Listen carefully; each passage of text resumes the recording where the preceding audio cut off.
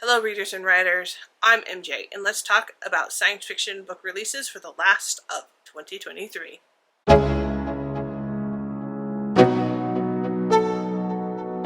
Can you believe we're already on the last trimester of book releases for 2023? This year has just flown by and we're almost at 2024, which I just can't even wrap my head around.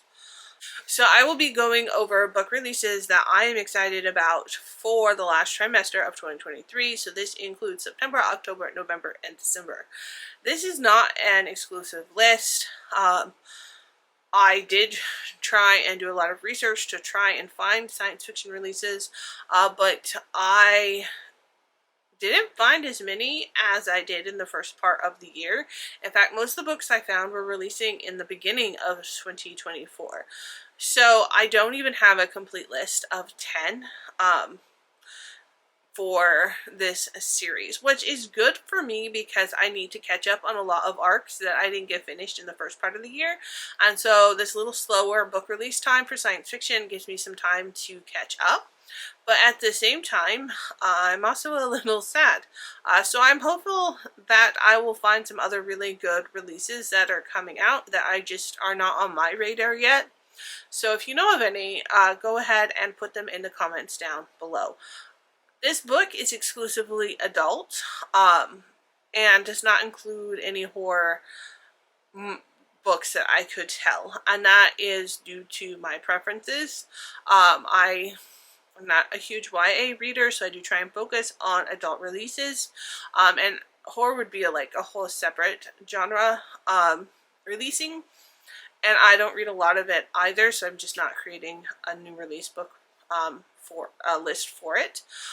I will be releasing the fantasy books that I'm interested in a separate video, so that should be coming out later this week. So stay tuned for that. In order to see it, please follow, touch the notification bell so you get notified when new videos come out. They do come out every Monday and Wednesday. I do appreciate y'all following me. I'm still a smaller channel, and one follow makes a huge impact, and so I appreciate everyone who has followed me and everyone who will follow me or click that follow button. Yeah, I don't know. I need a catchy slogan, I suppose. So, starting out this list, we're going for The Circumference of the World. This is by Levi Tidhare, which I think I'm pronouncing incorrectly, and it releases the 5th of September from Tachyon Publications. So, the summary for this book, Delilah Welga-Tabbitt discovered two things during her childhood on a South Pacific island: her love for mathematics and a novel that isn't supposed to exist. But the elusive book proves unexpectedly dangerous, attracting the attention of Oscar Lenz, a Russian mobster in the midst of an existential crisis. When Delilah's husband goes missing, she seeks help from Daniel Chase, a young, face-blind book dealer.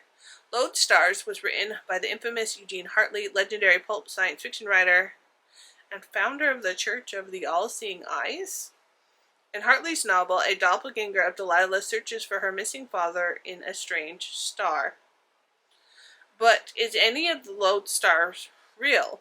Was Hartley a cynical con man, or a quest for wealth and immortality, creating a religion he did not believe in, or was he a visionary who truly discovered the secrets of the universe? So I'm excited about this book for multiple reasons. It just seems like such fun, weird read. It's also a book about a book and a quest for a mystical book.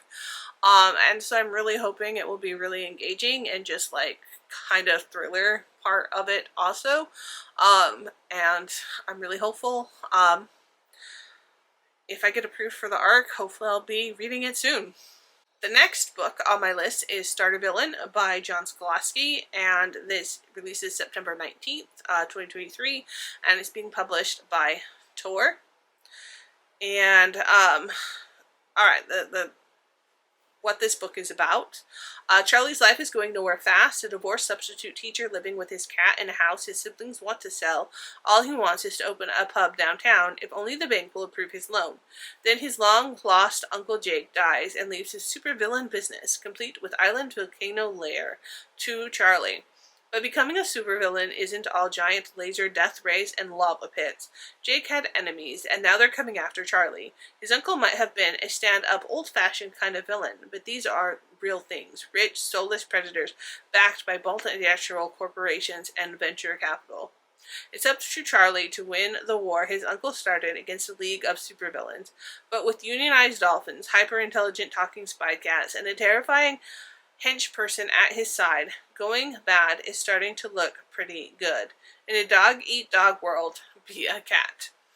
So if you go look at John Scalzi's profile pictures, it is a humanoid-like cat, and it's hilarious, and I think it definitely comes back to this book. I have actually read this already. I got an arc, have finished it, I devoured the book. It was just funny.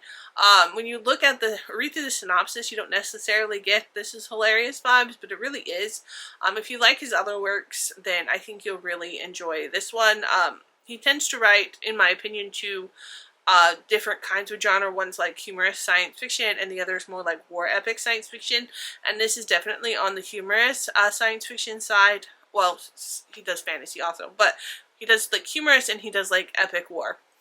And this is definitely on the humorous side. So if you've read like Red Shirt or some of his other new releases, I can't remember the title, I think you'll definitely enjoy this. It was just fun. And there's talking cats, well, sort of talking cats. And it was just like, I don't know, it was just such a good read coming off of a book or reading slump, and just like to be fun and creative. And there's serious aspects of it that you can like relate to and it's like real life, but it also didn't like take itself too serious, which I really enjoyed. Third book on this list is Partition Critical Era by Kevin Kane, and it releases on the 3rd of October and is published by Literature and Lattes. Welcome to New Utopia. The planet is dying, a mega corporation controls everything, but at least you don't have to work another day in your life, not when organic AI controls your body every night. Eric Noble is beginning to realize that nothing makes a day feel more like a complete waste of space than having all the time in the world. Detective Noble is starting to see the truth that he and the other knights are nothing more than programmable slaves living inside someone else. After 8 uneasy years of sharing the same body, a chance encounter with an old friend changes everything. Now Eric's memory is missing, a woman has been murdered, and if things weren't bad enough, he is the prime suspect in his own knight's homicide investigation. Two minds, one body, in a society on the knife's edge. What will they do next will determine the fate of both worlds. So this is the first in a sci-fi mystery series. It just looks, it's very, I don't know if I say it looks realistic, but there's aspects of it that seem like almost inevitable, like what do we do when we have more time, because we do have AI and technology taking on tasks, as well as it just sounding like a good sci-fi mystery. So I'm definitely very excited to pick this one up. The fourth book on the list is The Jinbot of Shantyport by Samit Basu. And again, may have mispronounced all of that. Its publication date is the 3rd of October by Tor Publishing. Shantyport was supposed to be a gateway to the stars, but the city is sinking and its colonist rulers aren't helping anyone but themselves. Lena, a daughter of felled revolutionaries, has no desire to escape Shantyport. She loves her city and would do anything to save its people. This is, in fact, the plan for her life made before she was even born. Her brother, Bador, is a small monkey bot with a big attitude and a bigger ambitions. He wants a chance to leave this dead-end planet and explore the universe on his own terms, but that would mean abandoning the family he loves, even if they take him for granted. When Shantyport's resident tech billionaire coerces Lena into retrieving a powerful artifact rumored to be able to reshape reality, forces from before their time begin coalescing around the siblings. And when you throw in a piece of sentient off-world tech with the ability to grant 3 wishes into the mix, none of the city's powers will know what hit them. So I put this in the science fiction list, but it does seem to have a bit of like sci-fi fantasy aspect to it. I don't know, it just seemed really interesting. It's published by Tor, who is probably my favorite publisher, and there's just so many aspects of it that seem like it could be really intriguing, so I'm really hopeful that this is definitely a book I'm going to love, because it seems like it is. Alright, the 5th book on my list is Critical Habitat by Terrence King. The publication date for this is November 14th, and it's published by Penguins and Ducks Press. What does it mean to be a rebel, a hero, or the destroyer of habitat and civilization? As a devastated world recovers from war and plight. Wow. As a devastating world recovers from war and plight, an unlikely heroine emerges and attempts to rescue distressed rebels from the government's corruption controlling the ration food supply and from a rogue general trying to steal the only known honeybees. Why do we need to gender heroine? Can't we just say hero for all genders? Like, why does that word need to be gendered? Anyways, alright. And Earth itself fights back. Following the great upbringing of the millennium, the remaining human population in the third continent's 44 districts, starved and weakened, are dependent on the Authority, the new power structure that emerged after the war rules by fear and tyranny, confiscating property and feeding the masses poison food. It's a mouthful to say. Yet out of the rubble, rebellious clans who dream of a better future emerge, able to grow their own food because of their secret weapons, the last remaining nest of honeybees.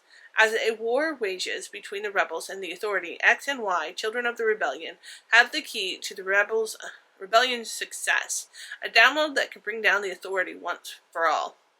Power-hungry and corrupt, the Authority's General Spear is intent on funding the download along with the rebels' bees and food stocks, and he will stop at nothing until he rules all the districts. The fate of humanity hangs in the balance, as X and Y join forces with an unlikely heroine and their allies in a race against time. But in a futurist world where survival is paramount and everyone has an agenda, who can they trust? Yeah, that was a lot just to read. So if the book says action-packed as it is the summary, then I think I'm going to be very all there for it. I really don't like the genderedness of the summary, but whatever. Alright, 6 on my list is Yours for the Taking. It's a novel by Gabrielle Korn. It is set to release the 5th of December by St. Martin Press, and this is one of the few queer sci-fi books that I could find. The year is 2050. Ava and her girlfriend live in what's left of Brooklyn, and though they love each other, it's hard to find happiness while the effects of climate change rapidly eclipse their world. Soon, it won't be safe outside at all. The only people guaranteed survival are the ones whose applications are accepted to the Inside Project, a series of weather-safe, city-sized structures around the world. Jacqueline Melander is a reclusive billionaire women's rights advocate, and thanks to a generous donation, she's just become the director of The Inside, being built on the bones of Manhattan. Her ideas are unorthodox, yet alluring. She's built a whole brand around rethinking the very concept of empowerment. Shelby, a business major from a world-class family, is drawn to Jacqueline's promise of power and impact. When she lands her dream job as Jacqueline's personal assistant, she's instantly swept up into the glamorous world of corporatalized feminism. Also drawn into Jacqueline's orbit is Olympia, who has finished up medical school when Jacqueline recruits her to run the health department inside. The more Olympia learned about the project, though, the more she realized there is something much larger at play. When Ava is accepted to live inside and her girlfriend isn't, she's forced to go alone, but her heartbreak is quickly replaced with a feeling of belonging. Inside seems like a safe space she's been searching for most of the time. Other times she can't shake the feeling that something is deeply off. As she, Olympia, and Shelby start to notice the cracks in Jacqueline's system, Jacqueline tightens her grip, becoming increasingly unhinged and dangerous in what she's willing to do, and who she is willing to sacrifice in order to keep her dream alive.